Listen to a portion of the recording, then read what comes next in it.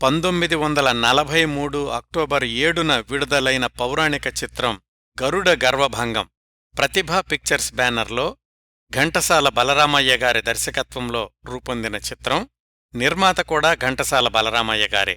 గరుత్మంతుడు ప్రధాన పాత్రధారిగా అల్లిన కథతో నిర్మాణమైన తొలి పౌరాణిక చిత్రం. గరుత్మంతుడు, బలరాముడు, సత్యభామల అహంకారానికి గుణపాఠం చెప్పే శ్రీకృష్ణుడి కథ. హనుమంతుడి పాత్ర కూడా ఈ చిత్రంలో ప్రత్యేక ఆకర్షణ.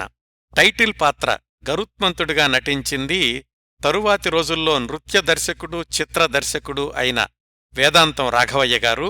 ఆయన ప్రధాన పాత్రలో నటించిన ఏకైక చిత్రం కూడా ఈ గరుడ గర్వభంగమే. ఇంకా ఈ సినిమాలో బలరాముడిగా వేమూరి గగ్గయ్య, శ్రీకృష్ణుడిగా జె భరతశాస్త్రి, హనుమంతుడిగా శాండో మండవల్లి సత్యం, సత్యభామగా భానుమతి, ఆమె చెలికత్తెగా టి.జి. కమలాదేవి, రుక్మిణిగా హేమలత నటించారు. బలిజేపల్లి లక్ష్మీకాంతంగారు మాటలు పాటలు రాస్తే ఓగిరాల రామచంద్రరావు గారు సంగీతం సమకూర్చారు.